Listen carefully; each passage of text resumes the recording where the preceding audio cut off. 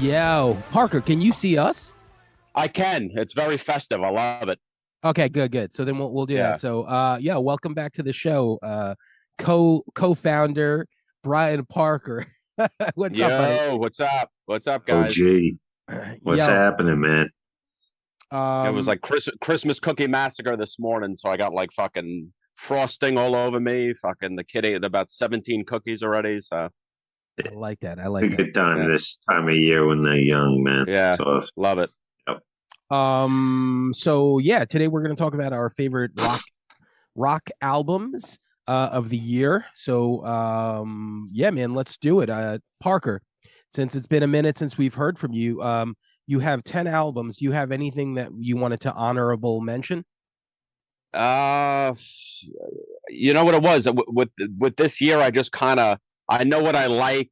I know what I don't like. I'm a peanut butter and jelly man, so I'm just like, you know what? I'm just gonna stick to the basics. I'm not gonna kind of look for this newer band. I do have two bands on here that I never really checked out Sure. that made it, which were pretty cool.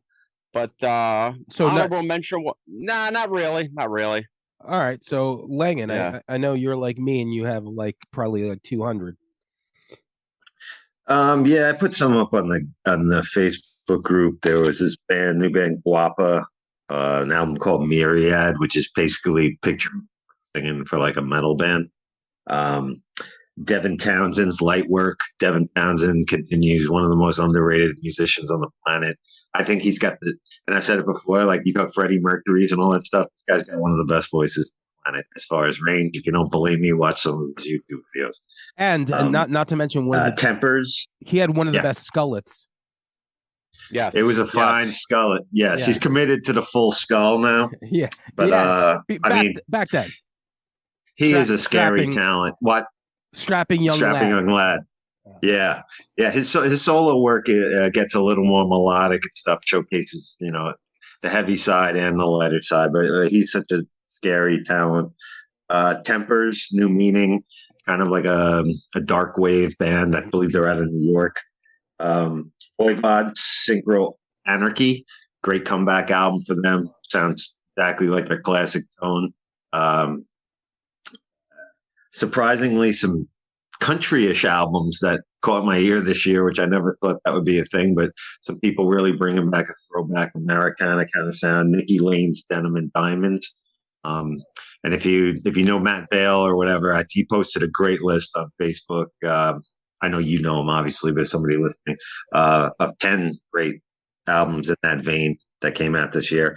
And an honorable, because people I know, I usually don't put them in my other things because I feel like biased, but maybe's Ultraviolence. Who's That's Ultraviolence? my honorable. Cultural Violence. Oh, Extinction. Yeah. Yeah. Oh, yeah, for sure. Yeah, definitely. Yo, shout out to Extinction AD, who are really Great year I for mean, them. like for sure. And they're just, they grinded so hard, and I feel like they're really finally doing it. And yeah, man. Yeah. Love Rick. They're getting on some good shows. They're on the cusp of something. Yeah. Cusp of something big, I think. Yep. Okay, so I have a bunch of honorable mentions here. This was a strange year for me because a lot of the bands that I really liked, a lot of the OGs put out albums that happened to be like their not best albums, but some of my favorites definitely, like the Pixies, Arcade Fire, these bands like put out albums and it was good, but it wasn't like their best material. So I'm just going to rattle my honorables off that I think were really good. Anthony Green's solo record, Boom Done, very good. The new Crosses, it's only 6 songs, but it's great. They're like the first few songs really catch you. That's Chino and Sean, Chino from the Deftones and Sean Lopez from Far. A band that I stumbled across because you talked about them, Always put out a record called Blue Rev, which was it sounds like camera obscura, but a little bit more shoegazy. Mike Scandato mentioned this band Summerlands, and they put out a record called Dream Killer. And when I tell you this, like you watch these videos and hear these songs, it literally like you're in 1988 again. But it's not like cheesy, it's not contrived, it's very genuine. The A lot Mars of that's the thing I liked about them. You hit me to them. I'm sorry if I'm lagging or whatever, but interrupted. But like, they don't sound like they're paying tribute to whatever. It sounds like a record that was made in that time. Like, no irony, like it could have came out in early '80s. Yeah, Parker. I don't know if you know them, but I'll send you the link. It's really cool, man. Like really cool, like awesome 80s metal. Oh, I like that. The Mars Volta put out their best album in a very long time, and they're all 3.5 minute songs, and it's just like it's so good. It blew me away. Band of Horses put out a really good fucking album, probably their best since like their second for me. The singer of Pinback and John Reese from fuck man.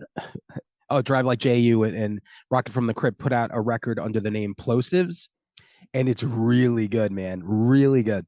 Really good, just like rock and roll stuff. Arcade Fire put out Pixies at new album. The Lizzo album, she came back with her second album that's just as good as the first. Super Chunk, once again mentioning older OG bands that put out records that weren't as good as their later the stuff they put out, but Superchunk put out an album called Wild Loneliness, which was a little bit more mellow. So is the Pixies album, very mellow. And then last is a band that just missed making the top 10, Drug Church, put out a record called Hygiene. Very interesting band.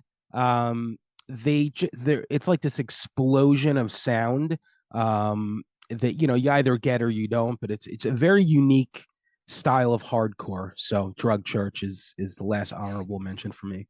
So let's do it. Top 10 albums of 2022. Parker, give me your number 10.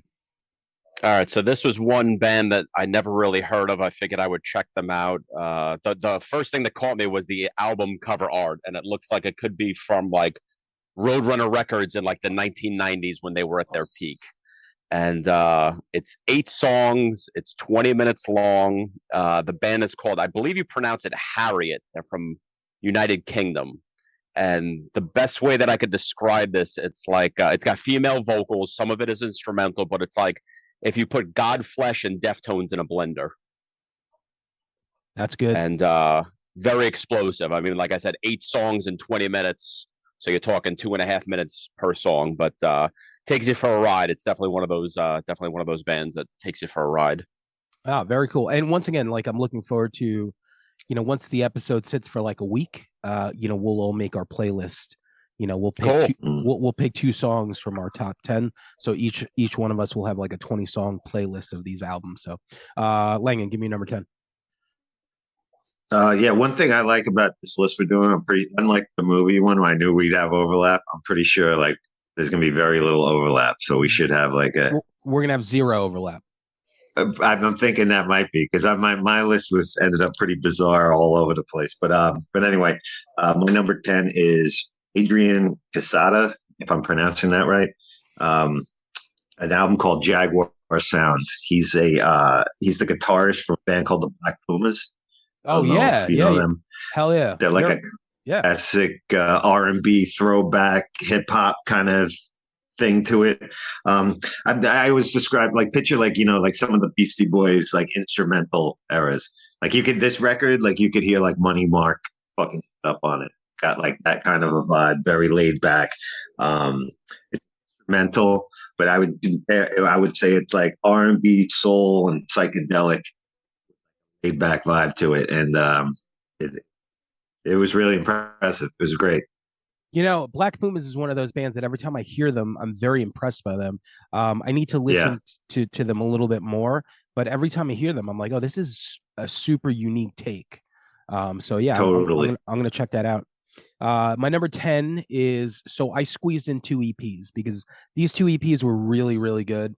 They were two of the best things that I heard this year, so I felt weird not including them. So I just tagged them in at the very end. One is an EP by a band called Super Crush. I believe they're from California. It's called Melody Maker. It's literally like just super drag. It's just like they basically like the 90s a lot. It's just like this like really hooky, cool stuff, not the biggest band at the moment, but I feel like eventually they're definitely going to crush it. But just automatic like songs that sound familiar but they're not. So Super Crush, Melody Maker, and then right next to that I'm going to put out talk about my favorite EP of the year by far. The band Tiger's Jaw put out an EP called Old Clothes. There's 4 songs on it, and it's like you know it's a band that I like. I wish my band could play with, because I feel like I'm very much in tune with like their sensibilities. The guy has such a great tone to his voice, great melodies. The keyboards are great, just super super catchy. The last album, the full length, I think, came out last year, was amazing. This is just 4 songs, unbelievably good, very catchy, pop rockish, like indie rockish, like Get Up Kids. I shouldn't even say Get Up Kids. Just listen to it. Tiger's Jaw is just the best EP. It's just super pleasing to the ear, something that you put on and you automatically remember. So, Parker, number 9. Number 9. So I had to sneak in at least one synthwave band, and definitely more mainstream. It's not really that dark. I mean, like, if you're gonna tell somebody to check out this genre, this is definitely one that I would go with. And the band is Dance with the Dead, and album is Driven to Madness. Released 2 really cool videos. I mean, these guys are all about horror. There's like zombies and skeletons all over these friggin' sludge and hex video. But if you like the previous stuff, the last one was Love to Death that came out in 2018. This is pretty much picking up where that left off. I mean, it's not that dark. You could definitely hear this stuff on the radio. This is definitely one of those bands that, like, if you're thinking about dipping your toe into the genre, this is a perfect band to do it. Did you guys watch, or did we talk about the rise of the synth? I didn't watch that yet. I'm glad I'm gonna write that down. I forgot. Oh my god, it's so good. That's on YouTube, right? I watched it on Screambox, but I mean, I'm sure. I still got that. I'm sure you could find it, whatever. But it's Parker. Did you watch it?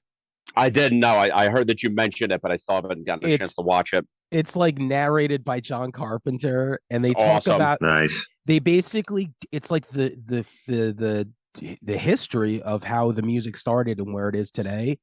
And the big it's unbelievable. It's so good. That's perfect, because John Carpenter is like Black Sabbath is the metal. Yeah. He's like the granddaddy of it all. I put a list of top 10 synthwaves on the Facebook group if anybody didn't see it. And that Dance with the Dead, I want to say like Mark Schoenbach might have did a cover with them. Yep. He did, right? Okay. Yeah. I mean, John Carpenter. I mean, you listen to that. Him. He makes great shit. You listen to that Halloween 3 soundtrack. I mean, the movie. I'll admit, I was one of those people. Oh God, there's no Michael Myers, so I'm not gonna watch it. But like, I fucking love that movie now, man. Like, that is always like a go-to Halloween movie for me. And the soundtrack is fucking amazing. Some of his best work on Halloween 3. That is some of his best work for sure. You should have sat in last night. You could have had Sam's back when he brought up. Oh, Halloween 3. I'm thinking of Halloween Ends. Yeah. I was like, man, you love that so much? No, Halloween 3. We'll go with Halloween. Yeah, Halloween 3 is the best. Season of the Witch, that's the best score overall of all the series. But listen, so Halloween Ends is technically Halloween 3. So the soundtrack to Halloween Ends, I'm going to make a separate list for best singles of the year. And that song, Johnny Goth, Come to Me, I'll send it to both of you guys. It's in the movie. It's so good. I mean, I don't know if you remember the movie, but when they're riding around on the motorcycle, there's like this like okay.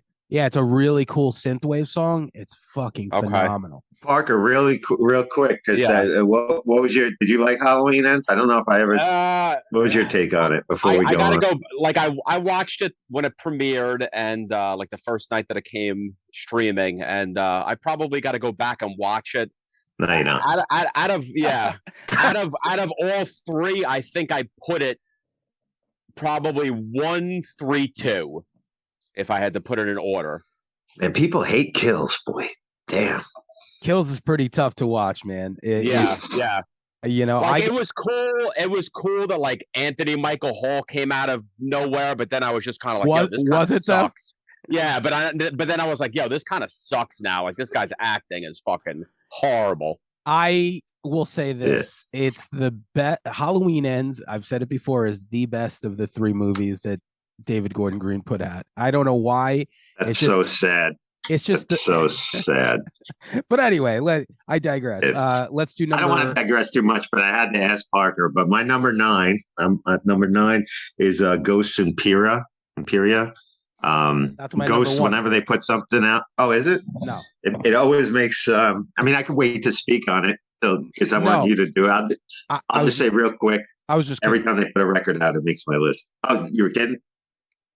Yeah, kidding. You were kidding? Okay. I love this band. I love the hooks. I think they're great songwriters.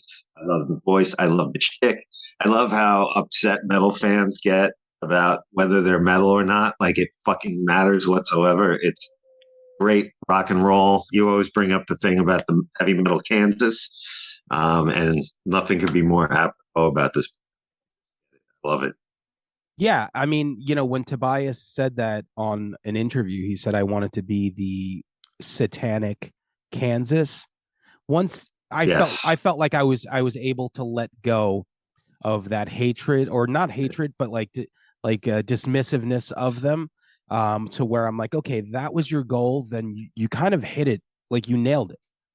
You know, it really just stems down to the image and the music didn't match up for metalheads, and they short circuited. And I am a metalhead, but god damn, some of the stupidity that goes on with that Terror and shit. I'm about to unsubscribe from like Loudwire, Blabbermouth, and everything in my feed. I did once they started like going for like clickbait stuff. And listen, at the end of the day, at the end of the day, that's the climate that we live in. You want people to click, because if you're sitting somewhere at a job and you're looking at your paycheck and you're like, hey, we need to compete with these people, we need to get people angry. I get it. That's your job now. It's up to normal people to decipher that and be like, hey, I'm not going to engage in the stupidity, which is obvious clickbait. But so I got rid of that stuff. But right. Ghost is weird. My two favorite songs of theirs, they put out the Satanic Panic single, where it's like Mary on a Cross and Kiss the Goat, where they sounded like a 60s psych rock band.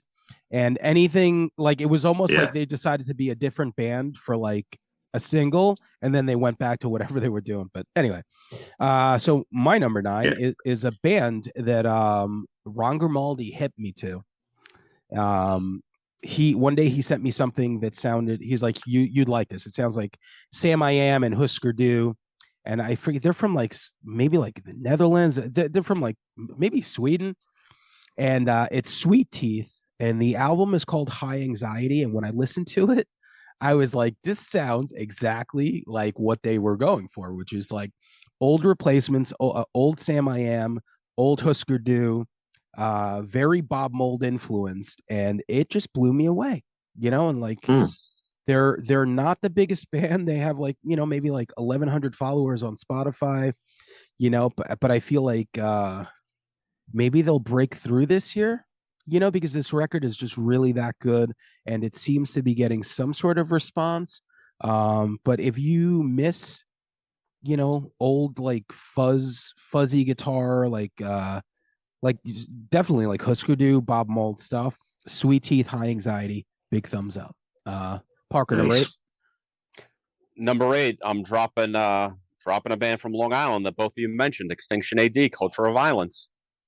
So they finally, I think they're right on the tip. I mean, Mastic, Culture of Violence, 1992, all these songs definitely stepped forward from the last album. And I mean, just workhorses. I mean, Rick always talks about, I'm never going to retire, I'm going to keep doing this. They already have, shows set up for 2023. They're doing fucking Dynamo next year, which will be fucking huge for them. I mean, that's the crowd that band needs to play to, and I think the sky's the limit with that fucking band.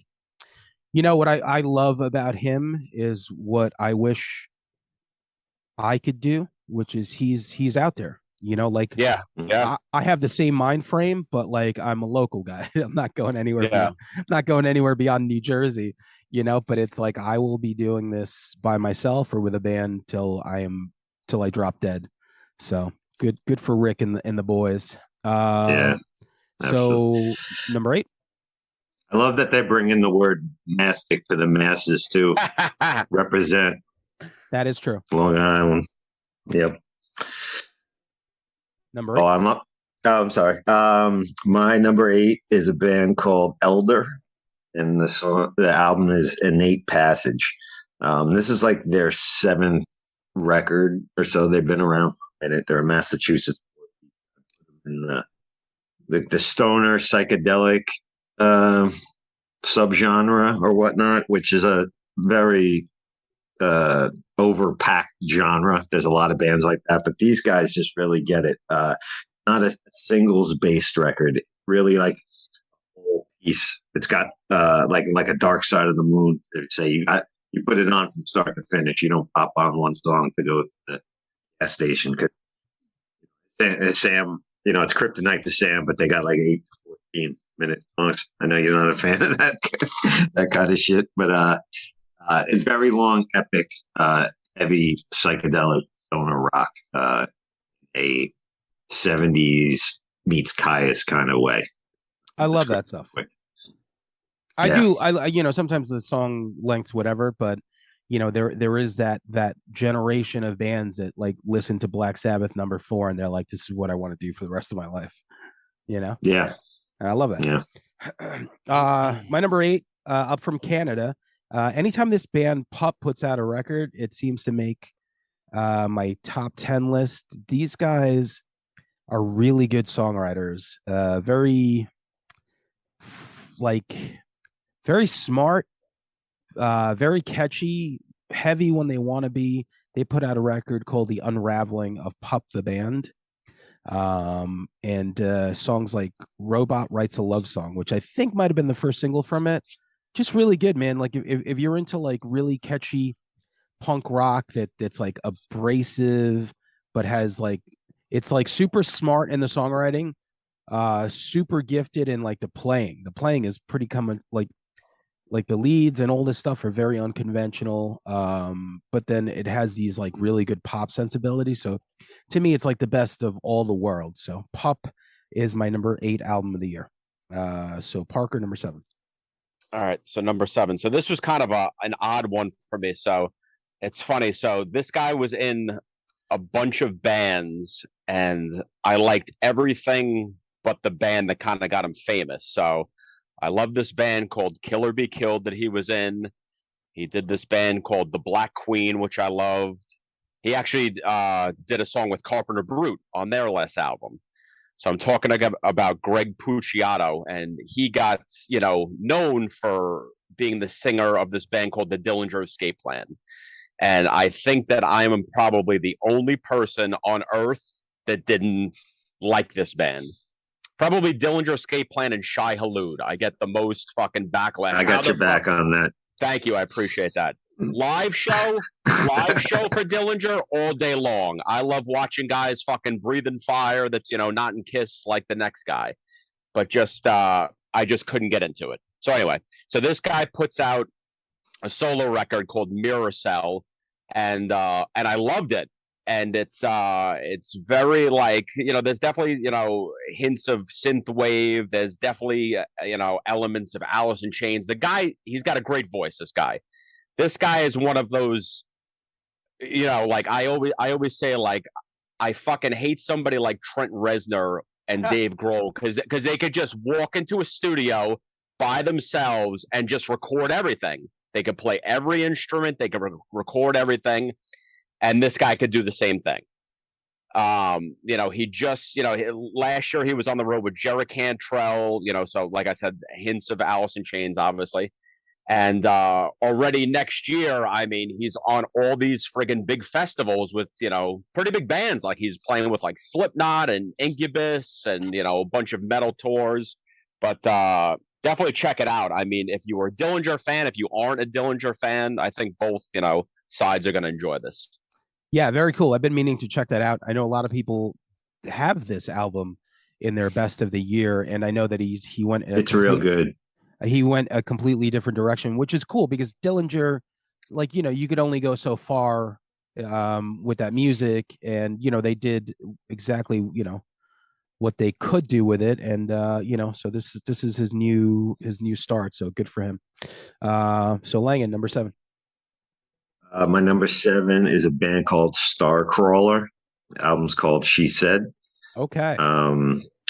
Very straight up LA gutter rock and roll 70s vibe to it. Really throwback stuff. Think heavy, they get a lot of Runaways comparisons, which they do. They got the female singer, but also the band does sound like some Ramones vibe. I hear some White. I hear some New York Dolls. That gives you a vibe. Like I said, this is the third album. The singer, Arrow DeWild, I believe the name is, she's just a born rock star. Like she gives off rock star vibes like a motherfucker.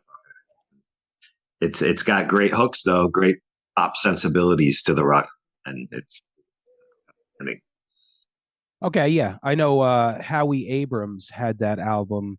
He just put out his best albums of the year, and that was on there. And as soon as I saw like the album cover, I was like, oh shit, I've been meaning to check that out because I feel like a few people had pushed that. And Howie, who was on the show, I mean, killer conversation always, is I always pay attention to the stuff he posts. Okay, so my number 7 is a band. Speaking of Alice in Chains, Soul Blind. Feel It All Around. Wow. What a goddamn do you like have you guys heard this band yet? I know the name. Wow. Okay. yeah. So it's like Quicksand meets Alice in Chains. It's really, really good. Like just kind of blew me away. Like the production too, it sounds huge. And they're definitely on their way to being something special. And this album is the catalyst for sure. But I know that I feel like the singer, if I remember correctly, he works at Irving Plaza, and somebody was like, "Hey man, your band sounds like blah blah blah," and he's like, "I thought we sounded like Alice in Chains because that's what I love." I think that was like a loose quote. I'm pretty sure. And when you hear it, like the harmonies, the darkness, but also like it has that. You could even hear some Handsome in there and some Quicksand, some like some. Oh man, Handsome, nice. All right, sold. So they're from New York, so they have that New York post hardcore sound I to love them. it. But goddamn, Soul Blind, Feel It All Around. If any of these bands that I mentioned, give you a boner, then please check this out because this album is going to be remembered for this year for sure. All right, Parker number 6. Number 6. So I first found this band, funny enough, when I did that stint in Michigan. What was that, episode number 2? I think we did. My fucking one when I moved 5. to Michigan. Yeah. No, I'm saying when I moved to Michigan. What episode was that of the podcast? I think that was like 2 or 3. No, it must have. Was it? Maybe it was. Yeah. So backtrack to that. Anyway, so I was in a local record store and I'm looking through stuff, and I pick up this album and I'm like, oh my cool. I'm like, this looks pretty cool. And I flip it to the back and I see that it's on EVR, so that's cool. And then I see that it has members of Bane and Drowning Man. So I'm like, oh cool. I like both of these bands. And the band was called Silent Drive. And they put out an album back in 2004 called Love Is Worth It.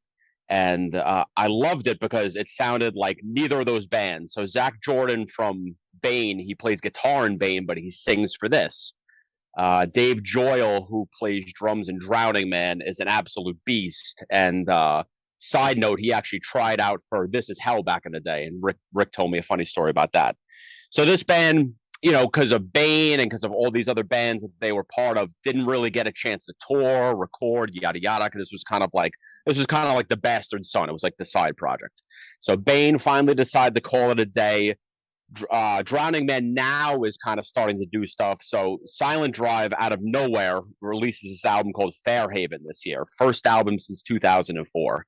And it's great. It's just like a straight rock album. This guy, this is Zach Jordan. He's got a very unique voice. Does backups in Bane, but this definitely brings him to the forefront.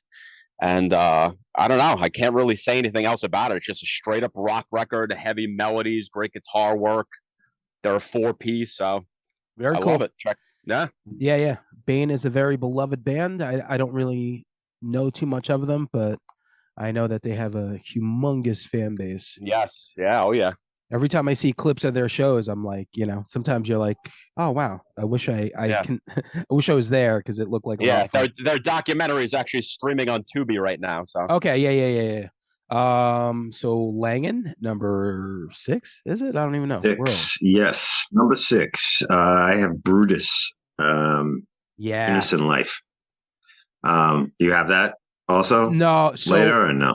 Okay. So, we have a total delay, but I only heard the single, and I totally should have listened to the full record, but because I'm sure it would have made my list, but it didn't. So go ahead.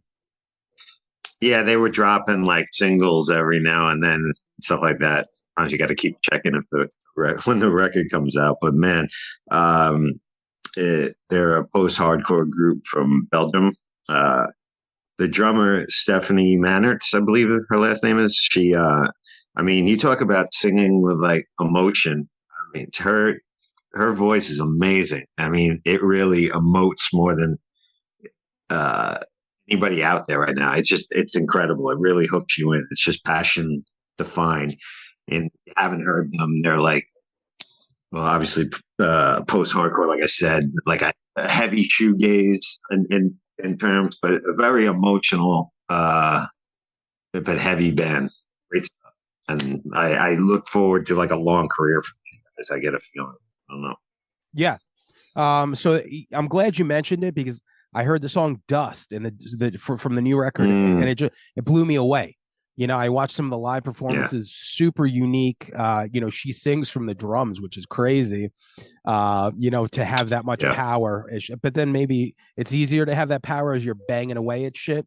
But it's one of those albums that I have to check out. I know if I would have listened to the whole thing this year, it definitely would have made my list. So I'm glad you mentioned it. So my number 6 is one of my favorite live artists of all time, Frank Turner. Once again, anytime he puts out an album, I'm just there. Anytime he plays a show, it's just really, really good songwriting. So he put out a record called FTHC, which Frank Turner hardcore is pretty much always what he refers to himself as. He's an old hardcore guy, so the music's a little different, so it's hardcore, but always true to where he came from, with Million Dead and a bunch of that other shit. But so this record in particular, there's a song called Miranda, which I thought was like super unique, where you listen to it.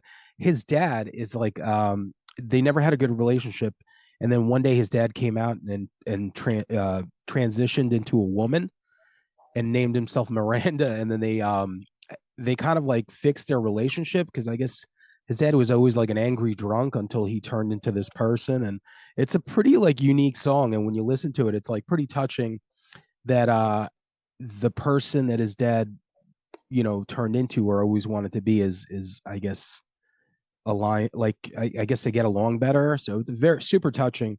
And another song called A Wave Across the Bay, which is one of the best songs on the record, is also about a friend of his that took his own life. Super heavy stuff, but just very melodic, very very catchy as usual. So here we are, top 5 albums of the year. Parker, give me number 5. Number 5, I went with a band from Chicago, 3-piece, been around since 2006, and I've always known the name. I don't know if it's just I haven't given them a chance or whatever the deal was, but I decided to give this album a chance, and fucking blew me away. So the band's called Russian Circles, and the album is Gnosis. And Ex Botch, you had me at Ex Botch right there. So I mean, going back to Dillinger, Botch was always my favorite out of that always, the chaotic scene, which was probably comprised of Botch, Dillinger, Coalesce, Yep. Converge, Yep. bands like that. Botch always, I mean, I saw Botch, in Belmore on a Wednesday night. I think there was 13 people there, and they had this fucking crazy light show, like they were playing the Garden, and that's one thing that I always liked about that band. They just gave it their all. But this band, Russian Circles, it's a three-piece, like I said, and it just sounds huge. You're like, oh, there's got to be like 5, 6 guys in this band, right? No, it's a three-piece. Um, they're already set, to go to Europe next year with this other band that I did called Cult of Luna. They're doing like a 2-week run with them, but I don't know. I don't even know what to say about this band. They're a force. That's the best thing that I could say. It's a three-piece, but it sounds like it's a much bigger band, so they definitely can hold their own and play their instruments. Yeah, I mean, Botch is definitely. It's funny the bands that you mentioned for sure because I feel like they're very aligned to Sky Came Falling. They're from like Mm, that universe for sure. When I think of yeah. those bands, that's who I think of. Did you check out the new Botch song by any chance? Oh yeah, yeah, yeah. Well, I mean that's one of those bands that just can do no wrong in my eyes. Whatever they want to do, I'm coming with them. Yeah. Okay, cool. Sounds good. I got to check that out. Coincidentally, I read about Russian Circles yesterday. So Yeah. it's funny that you mention it. And so, all right, Lang, They number. have a great. I've just piggyback. Russian Circles. Like I've listened to them for a long time. I didn't even know they put something out this year. So I'm glad you said that. I got to go back and listen. Their whole body of work is outstanding. If you're in, some people if instrumental, they don't listen to all instrumental based bands, but like they do. But my number 5, I got Psychonaut. Violate Reality is the name of the album. They're a Belgian trio as well, just like Brutus. Actually has Stephanie guests on one of their songs. But I think they have about 4 EPs maybe, and I think this might be their third full length. So they've been around for a little bit. But I would say if you're a fan of heavy in the vein of like a Mastodon or more or Baroness more specifically, this is definitely if you're a Baroness fan, this will be up your alley. Great melodies, great hooks, great vocals, and when they crank it up, it's crushing. It's really good stuff. They've been very consistent all their releases. I got to check that out. You had me at Baroness for sure. I can't wait. I'm sure their new album should be out, in 23. Yeah. So, my number, what are we up to? Fucking 5. Okay. Yeah. My number 5 is one of my favorite bands. Growing up, I remember my friends were very much into hardcore. I stumbled across this album called Gentleman by the Afghan Wigs. 30 years later, this band still manages to make amazing music. They put out this record called How Do You Burn? And Greg Dooley just manages to continuously like make these great songs with whoever's in the band now. And I mean, The Getaway, Catch a Colt, like it's just somebody compared it to the 1965 album, and it does have like some of that tone, which was the album that they put out before they took the hiatus, which I really wasn't that into. But I got to go back to. I was more into Gentleman and Black Love, but I mean, just like top notch fucking songwriting. A Line of Shots is another really good one. So if you didn't remember that the Afghan Wigs put out a new record and you're a fan, definitely go back because this is definitely one of their best albums in their catalog. So, Parker, number 4.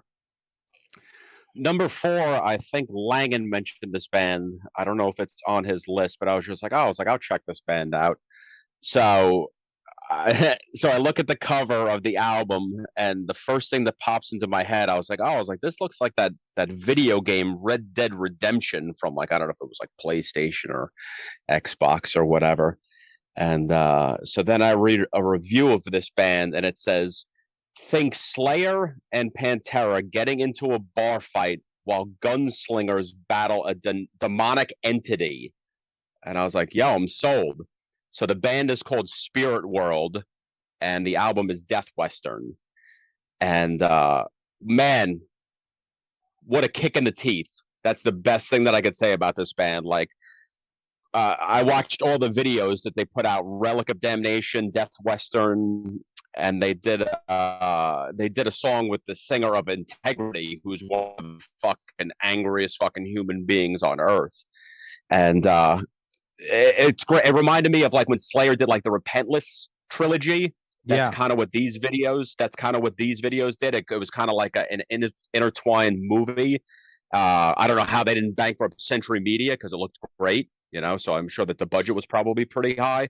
But man, angry fucking band, and I love how they dress. It's like fucking four guys in like cowboy hats. I'm like, this is amazing. Playing this type of music, it's amazing. Like a raging slab almost. But Yeah, exactly. no. But anyway, speaking of the Repentless trilogy, shout out to our former guest, fucking BJ McDonnell, who did Studio 666 this year, which was a really fun movie, and he did the three Slayer videos. It just reminded me that as you brought that up, because he did such a really good job with that.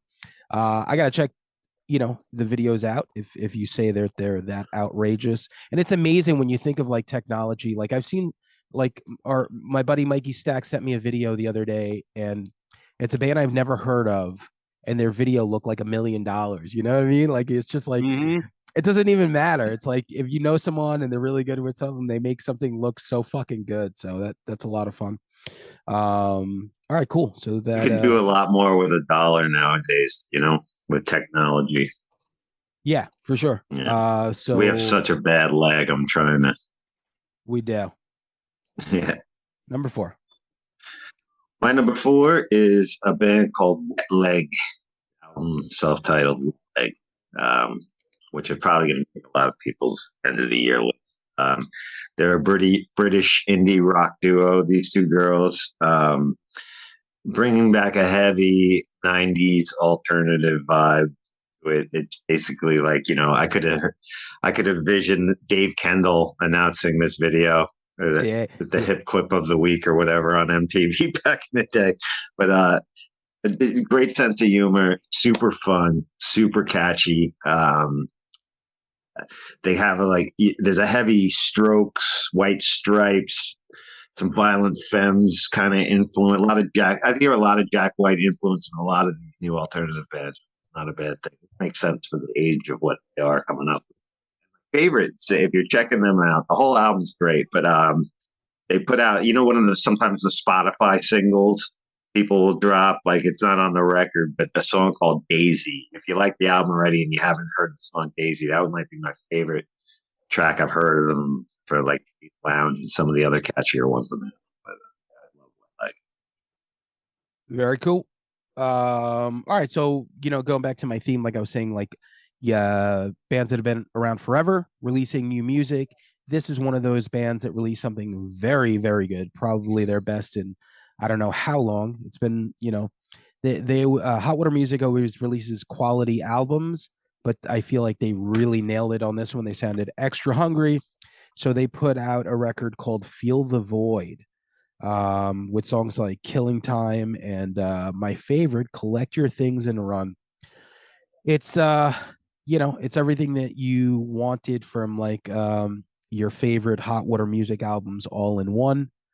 And it's fucking fantastic, man. Just like really smart punk writing, really cool guitars, and some heartfelt vocals and melodies to go with it. So Hot Water Music, Feel the Void, number 4. All right, so top 3. Parker, number 3. So number 3, I went with this hardcore band that I never really heard of, but everybody always says, they have a 90s sound, 90s sound, 90s sound. This band actually does have a 90s sound, which is probably why they roped me in. The band's called Foreign Hands, and they sound a lot like how that band Hopesfall used to sound with the old singer when they did like No Wings to Speak Of, when they did the 4 song. A lot of singing, a lot of, singing, screaming duo, a la Sky Came Falling Again. Big breakdowns. Hate 5-6 has a bunch of great live performances from these guys. They've already released like 3 videos. I'm not really sure where they're from, but if you like 90s sounding hardcore, like let's just say like 97 through 99. Foreign Hands, this band hits it. Very cool. Very cool. Langan, number 3. My number 3 is Meshuggah's Immutable. That might have been your number 1, Sam. I hope I'm not stepping on you. Uh, this is Meshuggah's 9th album, which is a long trek for this band. Who you either love them or you hate them, and in fact, completely get. But I think they're one of the most original and interesting bands in metal, or has been in metal for quite some time. It's Frederick Thornendall's guitar. I love that he plays these jazz solos over it. Everything. Basically, the guitars and drums match up with the drummer's feet. What he's doing up top is kind of what the audience is listening to. But when the result of it, even with the bizarre time signatures, I think they're one of the most best groove bands that you wouldn't think of as a groove band traditionally. You hear that term, but if you can get into it and really appreciate what these guys are doing, they're just unbelievable. And Thomas Hake, if I'm pronouncing his last name right, Beast, fucking beast ability.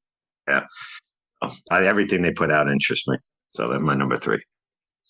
Okay, very cool. So number 3 for me. A while ago, I went to go see the band Nothing. They played Amityville Music Hall. They had this kid from California on tour with them called Tony Molina. I was like, who the fuck is this guy? And then I listened to his set with his band. Pretty blown away. I was like, who this kid looked like he was like a young fucking kid, but he's playing music that sounded like Teenage Fan Club meets like the Yardbirds meets like Elliott Smith meets like, it's just this really, like, if you talk to him, he sounds like a skateboarder from like Oakland. He was on the podcast for Turned Out a Punk, and he's an interesting kid, and he was talking about, he's like, yeah, he's like, my parents grew up listening to Nirvana and Red Hot Chili Peppers. I'm like, holy shit, me too. I'm thinking, like, how old is this kid? And he flipped it, man. He put out an album called what's it called? In the Fade. And it's 14 songs, 18 minutes long, and it's just like melody and harmonies and the music, like you hear it, it's like, you're all set. Let's go. Make a U-turn. Sorry. Oh, okay. Phone just went off. I was like, what the fuck just happened? My GPS just went off. I got to go somewhere later. Give me an alert. I thought I was having a stroke. I was like, am I dying? The COVID fever dream. Yeah.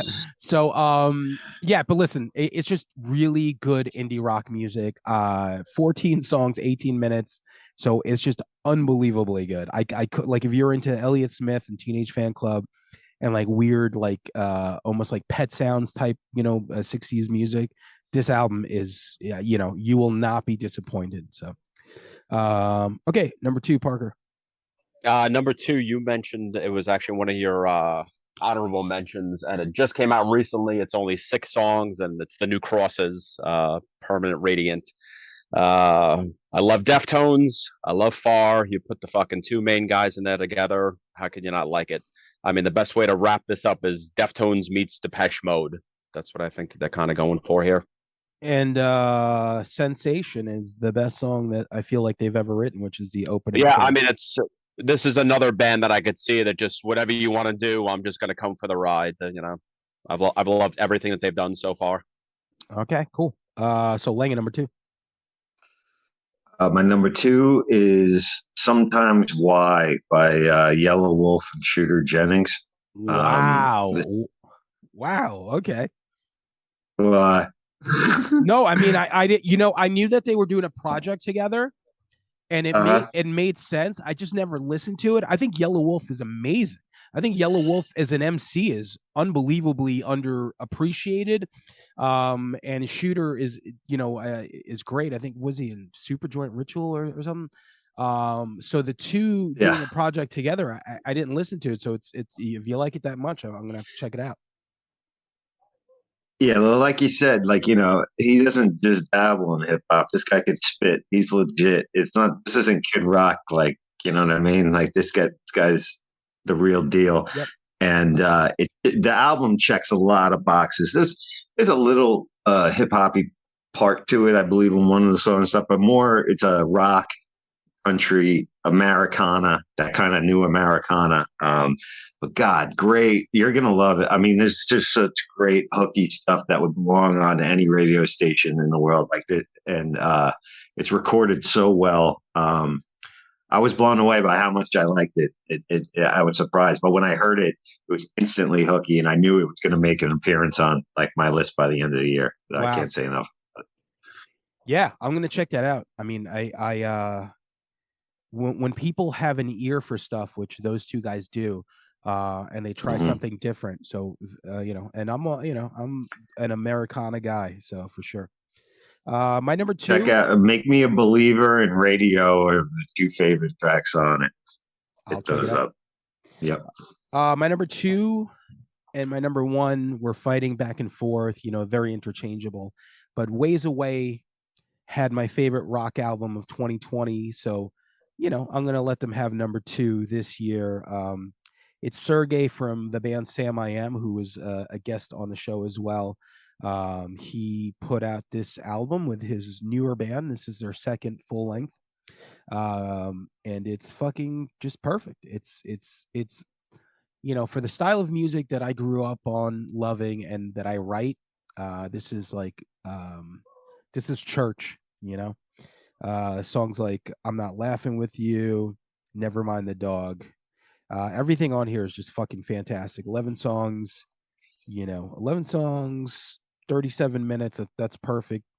Everything is just got a like humongous hook.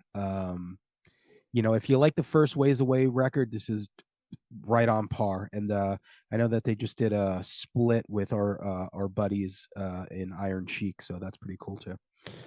All right, cool. So that's it. Number one, man. Let's do it, Parker. Number one, Floor punch. So yeah, so this band fucking has changed their style probably about 3 different times so far, and it's one of those bands, like I said in the past, I'm just here for the ride, whatever you guys want to do. So this was their 7th studio album, came out in May, and this is my favorite since Antenna. If you know where I'm going with, if you know where I'm going with this. So Kurt Ballou, Converge, recorded this at God City, does great work. 71 minutes long, this album. And it's definitely more, this album is more like a sludge, stoner rock, progressive than anything that they've done. It's the first one to feature Nate from Converge taking over bass after Caleb passed away. And the album is Heavy Pendulum by one of my favorite bands called Cave-In. I wish I would have gotten a chance to get more into it because I like New Reality. And I just never went back to it. But I love, like you said, Antenna. I mean, that album's perfect. And they did a record called Perfect Pitch Black after Antenna, which they really did do kind of like a Queens of the Stone Age meets Cave-In type thing. So I feel like they were on their way to whatever this album is. So I'm glad you mentioned it because I just reminds me to check it out. Okay, cool. So Lange, number one. Oh, I wanted to ask Parker too because he wouldn't be on the shows. Parker, your number one film and number one series of the year. Before I forget, I actually have 2. Number one movie is X by far. Okay. Yeah, okay. Loved it. Honorable mention though is I saw it on Tubi. What a surprise! They made a documentary called Golden Error on the video game GoldenEye. So I was like addicted. Yeah, so I was addicted to the video game GoldenEye, especially when I was on tour and Sky Came Falling. Like all we would do was like play that fucking game in the bus for like long car rides. As far as TV, probably the series All of Us Are Dead which was like an Asian zombie show. Okay. But then honorable mention, I got to go with the last season of The Boys. So I had started The Boys when it first came out, and I kind of fell off track. But then when the last season came out, I was like, you know what? Let me just start this whole thing all over again, and I loved it. How about And that? Dahmer was great too. Sorry, I had to shout out Dahmer as well. How about that superhero orgy though? Oh yeah, I mean, I'm telling you, that last season was freaking crazy, man. Yeah, it was. You know, It was really good. shout out to Chris Nolte. He told me that it was going to be a crazy ride that season, so and it definitely was. So, if you liked X, which was X was my number 10 movie of the year. What did you watch? Pearl? Not yet, because I had only seen X. Funny enough, maybe a month ago, I finally caught it, so I'm behind on everything. Okay, yeah, because I threw it in at number 10 like as a duo. X. Okay. Very different. Okay. Very different. I loved it. No, Pearl is very different. Oh, okay. So okay, cool. Let's do number 1. Yeah, had to get that in. Sorry. And sorry to anyone listening if the lag is too bad. It's so bothering me, but I'm hoping I'm trying to pick my moments in here. But my number 1, I'm pretty confident. What else going to mention? It's a girl named Kate Clover. The album is called Bleed Your Heart Out. She's an LA singer-songwriter, but in a punk vein. Amazing, hooky punk pop sensibility. She's got like a cool mod style to her, just like a 60s look with a Kim Gordon kind of cool to her. But she writes just, very like Ramones songs, like really hooky, instantly catchy. The second I heard this album, I loved every song on it. And I knew, just like I said, Everything Everywhere All at Once was my bar in films when I heard it, like someone topped this. I knew I loved this, and I had to hear everything else by her. It's something I'm always in the mood for. A lot of bands, like I'm going to be in the mood for Meshuggah, to put that on and this and that. This always puts me in a good mood. It's always instantly catchy, and it's perfectly recorded. The tone on the guitars is amazing. I just came out of nowhere for me. Kate Clover, good person to keep your eye on. You getting soft in your old age, if that's your number 1. It's I'm going through male menopause.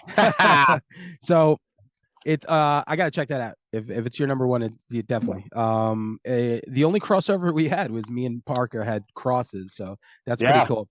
So here, that's awesome. You want to talk about bar?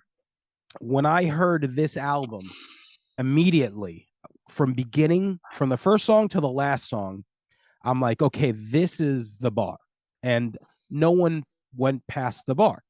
Came out in June, so you had albums before, you had albums after. The Ways Away album was obviously close, but this was the one. Billy Howardell, which is a guitar player from A Perfect Circle, put out a solo album called What Normal Was, and it's literally the best Depeche Mode album that they never made. It's fucking unbelievable. Like, Crosses is cool. This crushes whatever Crosses is trying to do, which sometimes sounds like recycled Deftones lyrics, and that's fine. Like, not lyrics, I mean melodies. I feel like sometimes Chino repeats himself on stuff. Selfish Hearts, Annie, the Beautiful Mistake, there's 10 songs on this, and it's the album that I heard that I was like, this is the one. This is the best album. This is the bar. And I always thought A Perfect Circle was fantastic because of the songwriting. And he's the songwriter, so it makes sense. And it's a very different, I guess, it's not as doesn't seem like very rock based. It's very synth based, but it still has like those like chords behind it. And I'm pretty blown away by the songwriting on this. It's unbelievable. I could not, like, if you're into dark wave, synth wave, if you like Depeche Mode, if you like, gothy shit like that, man, it's just, this is the album for you. 100%, 10 songs. I remember when it came out, I remember when it came out, you had posted about it. That's where I heard it from, that you were like, I can't believe this is the album of the year or something. I think you said it way back, right? When it came out, I think I did with that what you did with Caven. I heard it, I listened to it, I'm like, oh my, this is cool. Then just other shit came out and I never went back. Yeah. But what I did here, I did really like. It's, for the stuff that we have common thread, like if we were a Venn diagram right now, which we kind of are, this is definitely in the middle for us. I feel like all three of us would really appreciate this record. Totally. Just when we get off, go listen to Beautiful Mistake and be like, whoa, okay. Yeah. Cool. So that's it. Best rock albums of 20. Oh, Parker, what's your best hip hop record of the year? Fucking, I think fucking Naughty by Nature just fucking put something out. There you go. It's an honorable mention to Snow, though. I think Snow just fucking dropped the new track. Oh my god! Nice. Wow. Big up. You should have stopped at Naughty by Nature. That's all I'm sorry. What about TLC? Does TLC count or no? One of them's dead, so probably not. Yeah, fucking Left Eye. Fucking rest in peace. R.I.P. Yep. Cool, man. So I guess that's it. We got your favorite movie and TV show. Hip hop record. We have your rock record. We're situated. So listen, go eat some cookies. I'm ready, man. Yeah, come back on for the next catch-up episode. Awesome. We're gonna do for that one. Awesome. All right. Later, guys. All right. Bye, guys.